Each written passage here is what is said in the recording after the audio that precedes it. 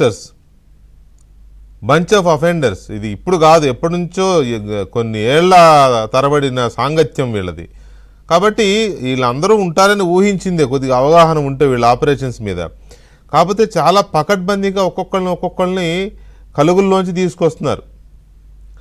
So ఇక ఇప్పుడు సునీల్ దాకా వచ్చింది కాబట్టి సునీల్ రెడ్డి గురించి మీకు తెలిసిన విషయాలు చెప్పండి. అలాగే సునీల్ దాకా వచ్చిన తర్వాత వాట్ నెక్స్ట్?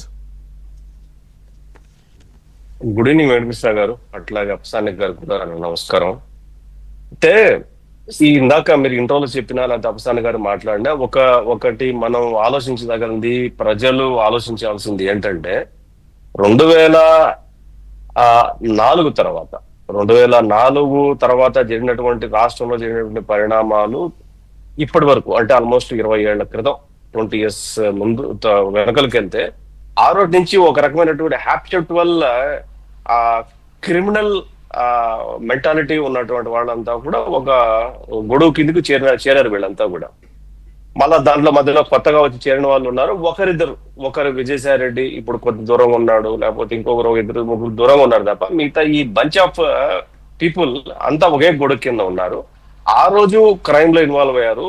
43,000 కోట్ల రూపాయలకు సంబంధించినటువంటి స్కాముల్లో ఇరుక్కొని ఛార్జ్ షీట్లు వేసి జైల్లో ఉండి కేసులు చుట్టూ తిరుగుతూ సుప్రీంకోర్టు నుంచి ట్రయల్ కోర్టు వరకు తిరిగినా కూడా సిగ్గు ఎగ్గు లేకుండా అయిపోయింది. ఆ కేసు నుంచి బయటపడితే చాలరా బాబు అనుకునే ఇంకెవడైనా ఆ పొజిషన్ లో ఉంటే ఈ దేశంలోనే, నాకు తెలిసినంత వరకు ఈ దేశంలో ఇంకెవడైనా అయితే అవి కడుక్కోవడానికే జీవితకాలం సరిపోతుంది. ఇంకా మనం బయట ఉంటామో లోపల ఉంటామో తెలీదు జీవితం అంతా. మరి తిరిగి మళ్ళా ఎందుకు క్రైమ్ లో ఇన్వాల్వ్ అవటం అనేది ఎవడైనా ఆలోచించేటటువంటి మెంటాలిటీ ఉంటది ఎవరికైనా. కానీ దాంట్లోంచి బయట పడకపోగా దాన్ని 30 తిప్పులు తెప్పెట్టి 3 చెరువులు తాగించాలని చెప్పి ట్రై చేసి వీళ్ళే 30 చెరువులు తాగేసి తిరిగి మళ్ళీ అధికార దాహం కోసం అని చెప్పేసి తండ్రి చనిపోతే తండ్రి పేరును అడ్డం పెట్టుకొని ప్రతిపక్షాన్ని వచ్చి ఎలక్షన్ అయ్యి ప్రతిపక్షం నుంచి పాలపక్షంలోకి వచ్చిన తర్వాత అంతకు మించి అంటే ఊహలకు కూడా అందనటువంటి, మనం ఊహించలేనటువంటి 20 ఏళ్ల ముందు అయిపోయింది అనుకోలేదు. తిరిగి అంతకు మించి అప్పుడైతే తండ్రిని అడ్డం పెట్టుకొని మాట్లాడాం. ఈరోజు స్వయంగా తనే స్వయంగా ఈ గ్రూప్ అంతా మాఫియాను తీసుకొచ్చి రాష్ట్రంలో ఎక్కడ ఇచ్చాపురం దగ్గర నుంచి మనము ఇక్కడ కర్నూలు వరకు, అటు హైదరాబాద్ దగ్గర నుంచి తెలంగాణ దగ్గర నుంచి అటు కర్ణాటక, అటు తమిళనాడు, అటు వెస్ట్ బెంగాల్, అటు ఢిల్లీ, ఇటు మహారాష్ట్ర ఒక సామ్రాజ్యాన్ని, నేరమయ సామ్రాజ్యాన్ని సృష్టించడం అన్నది నిజంగా ఆశ్చర్యకరం. ఒక్క జగన్మోహన్ రెడ్డి తప్ప ఈ నేరమయ సామ్రాజ్యాన్ని సృష్టించడానికి ఈ దేశంలో వేరే ఎవ్వరు అర్హులు కాదు. నిజంగా వెంకటకృష్ణ గారు, మనం మాట్లాడుకుంటే ఒక నేరం గురించి 2 నేరాల గురించి మనం మాట్లాడుకున్నాం, రాజకీయ నాయకుల గురించి ఒక స్కామ్ గురించి, ఒక ప్రభుత్వంలో 1-2 స్కామ్లు 3 స్కామ్ల గురించి మాట్లాడుకున్నాం. కానీ జీవితమయ మొత్తం అంతా కూడా, జీవితం పుట్టినప్పటి దగ్గర నుంచి ఈ క్షణం వరకు కూడా జీవితము, ఆలోచన తీరు మొత్తం అంతా కూడా నేరమయమైనటువంటి మైండ్ సెట్ ఉన్నటువంటి ఈ మనిషిని ఏం చేయాలో కూడా అర్థం కాలేని పరిస్థితి. ప్రజలు కూడా 2019 అధికారం ఎందుకు ఇచ్చారంటే నా మీద తప్పుడు కేసులు పెట్టారు అని చెప్పేసి మాట్లాడి ప్రజలను మభ్యపెట్టి ఓటు వేయించుకున్న తర్వాత ఈ రోజు ప్రజలకు అర్థమైంది ఇన్ని కేసులు, మద్యం కేసు దగ్గర నుంచి తీసుకుంటే ల్యాండ్ గ్రాబింగ్ తీసుకుని మొత్తం అంతా ప్రజలకు అర్థమైన తర్వాత ఇటువంటి వ్యక్తి సమాజానికి అనవసరం అనుకుంటా నేనైతే. ఇటువంటి వ్యక్తి ఉండకూడదండి, ఈ భూమి మీద ఉండకూడదు, సమాజంలో ఇటువంటి వ్యక్తి స్థానం లేదు. ఆయన తిరిగి ఏమంటాడంటే చంద్రబాబు నాయుడు గారు నూతిలో పడి చావాలా, పవన్ కళ్యాణ్ గారు నూతిలో పడి చచ్చిపోవాలా, ఇంకోటి అయిపోవాలా, పిల్లి శాపనార్థాలు పెడతాడు. పిల్లి శాపనార్థాలు ఆయన కాదు, ఆయన ఇంకోరు కాదు పెట్టేది, ప్రజల శాపనార్థాలే తగిలి ఆ మనిషి ఏమవ్వాలో భగవంతుడు నిర్ణయించాలి. ఇప్పుడు ఇంకా ఇటువంటి నేరమయ సామ్రాజ్యాన్ని ఎవ్వడు బుద్ధి ఉన్నటోడు ఎవడు కూడా రాజకీయాల్లో ఉండడానికి అనర్హుడు. ఈ లిక్కర్ స్కామ్లు నిజంగా తవ్వుతుంటే, అంటే ఈ పేర్లు ఏమి కొత్త కాదు, మనం దాదాపు ఒక 15 సంవత్సరాల నుంచి వింటూనే ఉన్నాం. తిరిగి ఈ పేర్లు వింటుంటే ఆశ్చర్యం.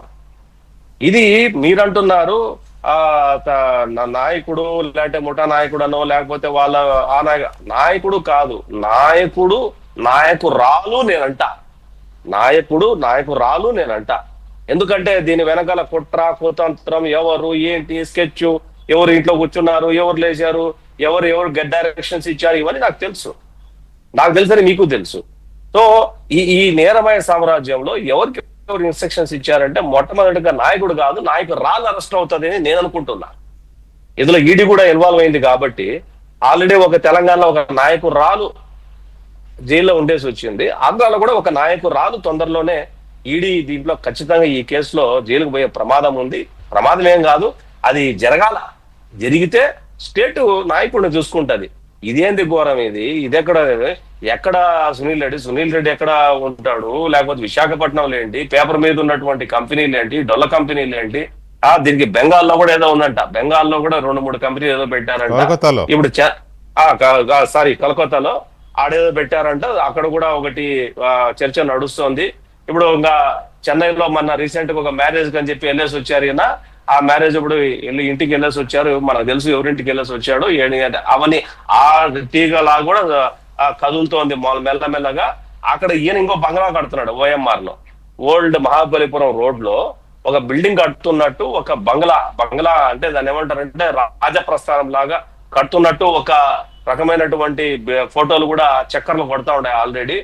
అది కూడా నిజమే కూడా అయి ఉండొచ్చు. ఎందుకంటే అవినాభావ సంబంధాలు ఉన్నాయి కదా ఆ రాష్ట్రంతో. ఈ డబ్బు అటు అండమానికి వెళ్ళిపోయిందా, లేకపోతే అటు నుంచి అటు మలేషియా, సింగపూర్, థాయిలాండ్, ఆ పక్కన కంబోడియా, లేకపోతే ఇటువైపు